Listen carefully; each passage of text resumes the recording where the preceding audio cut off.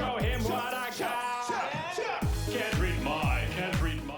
Have you ever watched an old superhero show from, say, the 60s or 70s and immediately laughed at how corny it looks? We all have, right? But back in the day, they didn't have the technology or special effects that we have today. So what they were able to do was actually pretty impressive. How does CGI work, and how does the Flash look without it? Stick around to find out more. So first of all, how does CGI work exactly? So we all know that a lot of CGI is used to turn these guys into superheroes, right? But what exactly is it? At the most basic level, computer-generated imagery is the creation of still or animated visual content with computer software. In The Flash, more or less every scene uses some form of CGI. Basically, anytime you see Barry or the other guys using their superpowers or any fight scenes, this is all created using CGI. CGI is created using a range of different methods. The use of algorithms can produce complex fractal patterns. 2D pixel-based image editors can create vector shapes. 3D graphics software can create everything from simple, primitive shapes to complex forms made from flat triangles and quadrangles. 3D software can even simulate the way light reacts to a surface and generate particle effects. Where this method starts to get really exciting is when computer-generated imagery is layered into digital film footage using a technique known as compositing. This technique is becoming more familiar to people, as often referred to as green screen.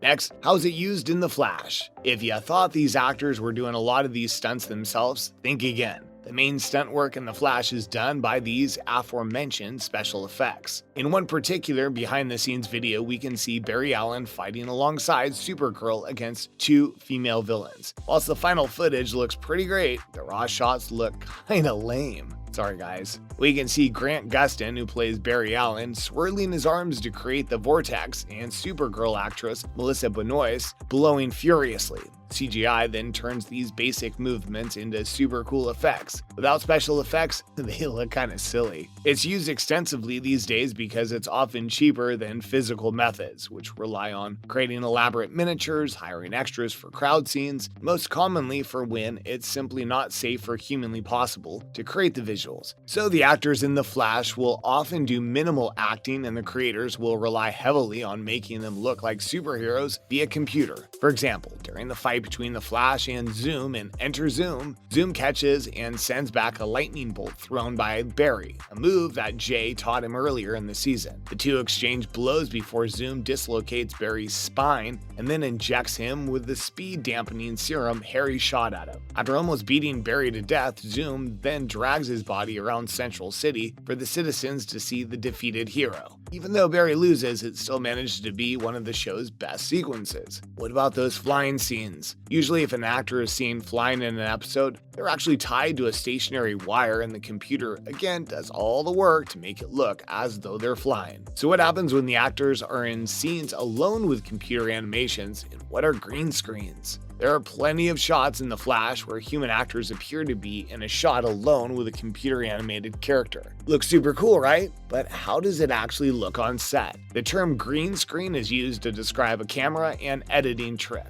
A large canvas is placed behind a scene, and it contains a color that is not present everywhere on the shot. The color typically a bright shade of blue or green. During the editing session, the green screen color is keyed out of the scene. It then leaves a blank space where another image can be superimposed into the video. So how do these green screens actually work? One of the most common questions when we see a lot of special effects is, how do green screens work? How are green screen backgrounds added into TV shows and movies? For the most part, the process is fairly simple. It only becomes difficult when you try to hide the fact a green screen is being used, or try to set up a scene to look 100% realistic. Here's how green screens work. Think about this. You've just taken a photo, but there's an unwanted person in it. You go into MS Paint, you can cut out all the people you want in the photo and discard the rest. You can discard the background and all the unwanted people. What's left over is a bunch of people, so you drop their image onto a nice background photo. When you do something like this, you're doing a similar thing that green screens do. In fact, people have been photoshopping in that way since the days of Leon Trotsky,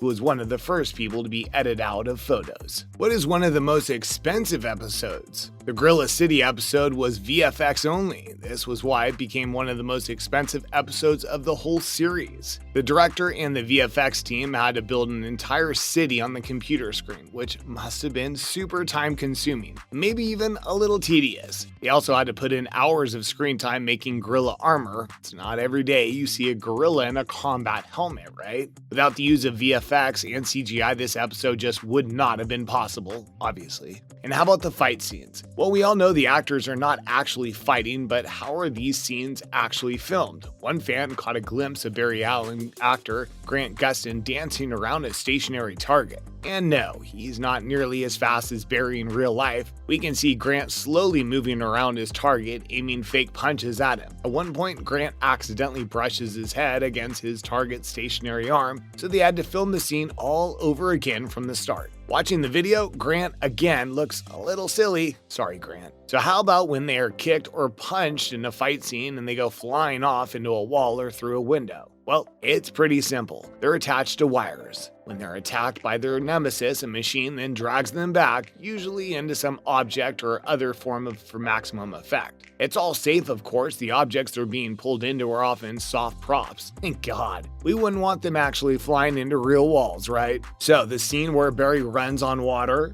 apparently for the team this was a pretty big challenge, as they'd never seen anybody running on water before, obviously. They had no idea how the water would react beneath his feet at over 2,000 miles per hour.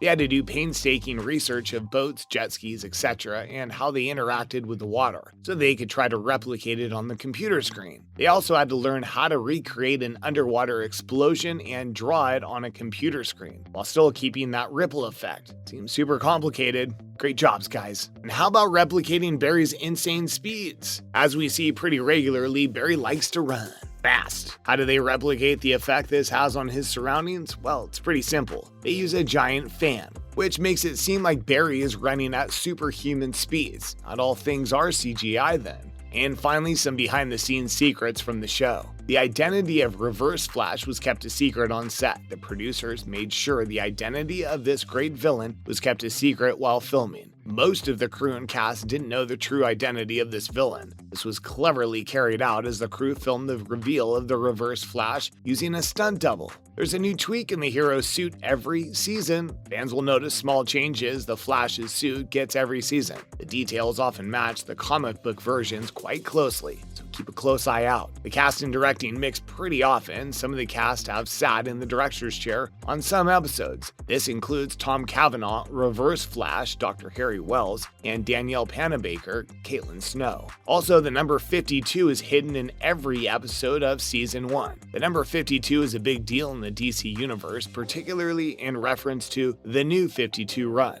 To pay respect to this, every episode in The Flash's first season has the number 52 hidden in it somewhere. Finally, if the series failed, The Flash would have become an Arrow regular. The interconnected Arrowverse is now vast, and it feels like if any series gets canceled, then the characters can just get shuffled into Legends of Tomorrow. This wasn't always the case, and the success of a Flash series was far from a sure thing. There was a contingency plan in place to officially integrate Barry into Team Arrow if The Flash was canceled. As always, thanks for tuning in. If you have any thoughts about the Flash series or anything related to what we've covered today, feel free to comment below. And remember to tune in next time.